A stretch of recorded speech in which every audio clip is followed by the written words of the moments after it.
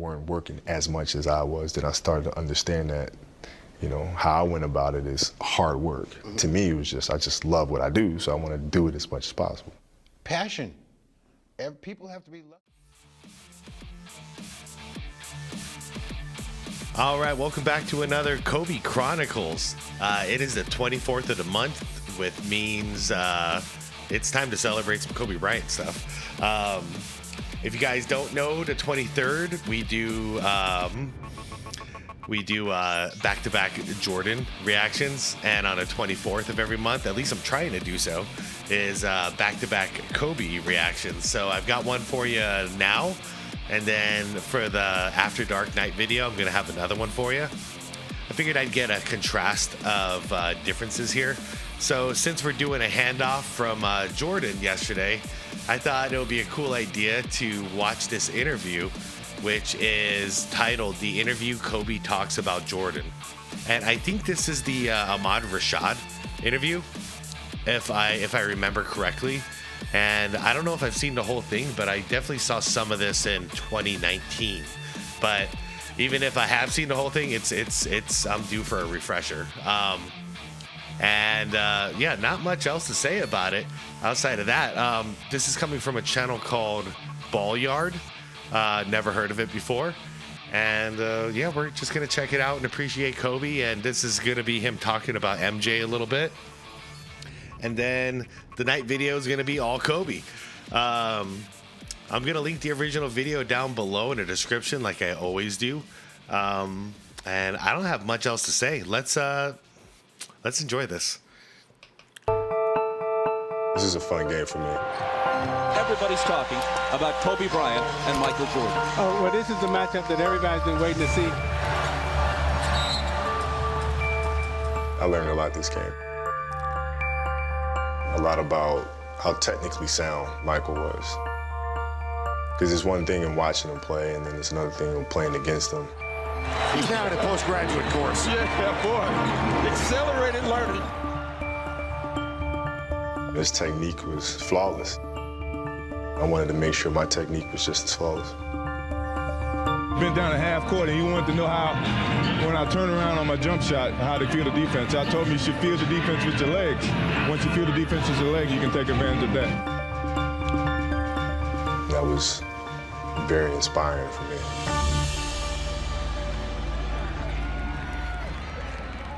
I remember talking to Michael about his motivation every night. And he used to say that maybe there was somebody in the stands that never had a chance to see me play for the first time. And I want to make sure that they go home and they see the best of me. Yep. I remember being a kid and going to games. And obviously him and Kobe talked about it because Kobe did the exact same thing. Expecting to see the players play. It never occurred to me at the time that they might be tired, might be sore, they might be sick. It never occurred to me. I just wanted to see them do what they do. Yeah. Yeah, it's a performance. I think about that. Doesn't matter if I'm sick. It doesn't matter if I have a sprained ankle. The kid that's sitting in there might be the next me sitting up there, watching and trying to get inspiration from that. Yep, look at that. I need to go out there and play. I mean, at least you got to show up, man. Show up, try. You know, doesn't mean you have to have the greatest game you've ever played in your life, but they want to see you. They paid to see you. We're talking about at 36 years old, 19th season in the league, going against the best player on the planet. Yep. Basketball never felt like work to me. And once I came to the NBA and I looked around, I saw other guys that weren't working as much as I was, then I started to understand that, how I went about it is hard work. To me, it was I just love what I do, so I want to do it as much as possible. Yeah. Passion. People have to be lucky to find passion in life. Yeah, you do. And if you're really lucky, you find it at an early age. Yeah, it's true. I've had two loves in my life as far as activities. One, basketball. Two, guitar or music in general. And those are two things where practicing or training never felt like a nuisance. In fact, I wish there were more hours in a day and more energy in my body to do more of it. And that's always how it's been. It never felt like work. if the thing you're supposed to be passionate about feels like just work and it's, you're not excited about it, it's probably not the right thing. There's something for you. It's just probably not this. I am a 17-year-old kid, but at the same time, you have to understand when to separate business from pleasure. I don't think you can mix the two, because if you mix the two, then that's when you start to fall. Now it's time to go in there, and it's time to do some work. It's almost like he had a different accent when he was still a kid, and I can say kid because I think he was 17 there at the time. His voice was so different. His speech pattern was so different too. Oh, did you see the move by the kid? That's boom. The finish by the kid. On the West Coast, LA Showtime, doing our thing. Up high, down hard. Kobe Bryant. Oh! Back down, fadeaway. Kobe down the middle, in the air, shows up Crossover, the playground moves, shades going behind your leg like that. Here comes Bryant. Oh, mesmerizing play. 360 turn in the air and spin. Yeah, I love that play right there.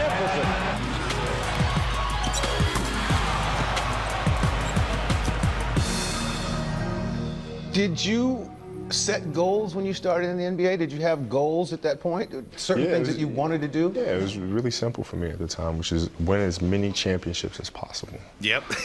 He was going after MJ, man. He wanted 7. Oh man. That was it. Mm-hmm. Yep. Stack rings. Growing up, I understood that to be the standard. Much Magic went 5. It was.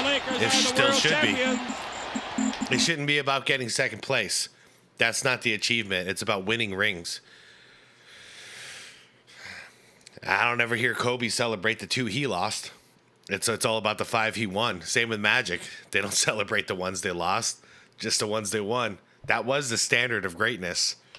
I watched Michael win 6. Oh my God, that was beautiful. What a finish. People talk about your relationship with Michael Jordan. Let me straighten this out first. The time at the Forum or wherever that was, Phil had Michael come to the game and sat at the table. You remember that? I read somewhere where it said that you didn't challenge him or he didn't challenge you. It didn't happen.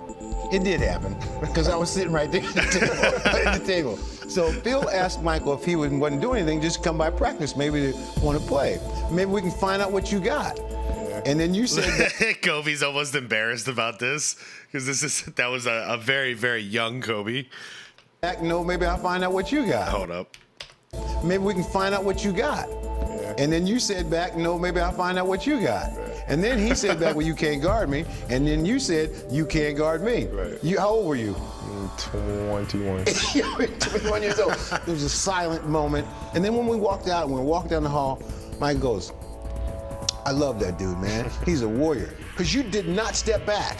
It's like, well, maybe we'll see. Let's play. When we can play tomorrow, I got shoes. That's foul all day long. Oh, I know you ain't talking. I know you ain't talking. Hey, you only got 3 now. I get 6. I get that foul. You only got That's the standard right there. You only got 3. I got 6. 3 now. I grew up watching and I grew up having that same type of edge and competitiveness. I know where you're going. You gotta get up quick. If you knew where I was going, why you go for the fake? Mike, after you face the ball, where else you gonna go? You left your feet. Yeah, but where else you gonna go? In the game, I go for you. I spun all the way around. I go for these ribs right here. Michael and I both know there's certain players that we can intimidate. Certain players are afraid. 4, 3, 2. That's all right. Hey, I shoot them better when the clock going down.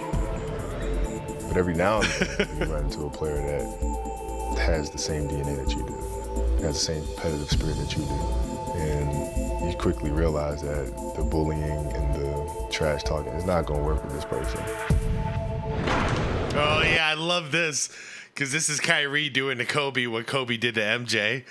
And they ended up, well, it's so cool. Trickle-down effect, man.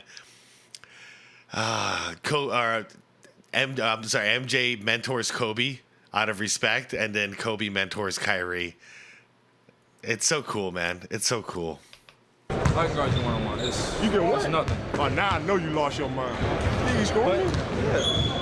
What makes you think that? That I can score on you? Yeah. No, I'm pretty confident I can score. Try. Because you don't talk yourself into getting 50 dropped on you. I love Have it. you run into anybody playing today, younger players, that have that same fire, that same passion that you have for the game? Westbrook plays mean. Oh, with a vicious slam. He played mean like I did, with an aggression. Much the way I play. Oh man, I wish it didn't have to end so quick. I guess that's the end of the interview. If anybody knows of a longer version of that interview, please let me know. Shoot the link down below, or if YouTube doesn't allow the link, just type in the actual name of the video, and I could search it up. But fantastic interview. I have seen that. Yeah, I did watch that in 2019, and that was actually the first time I started realizing that MJ was mentoring Kobe.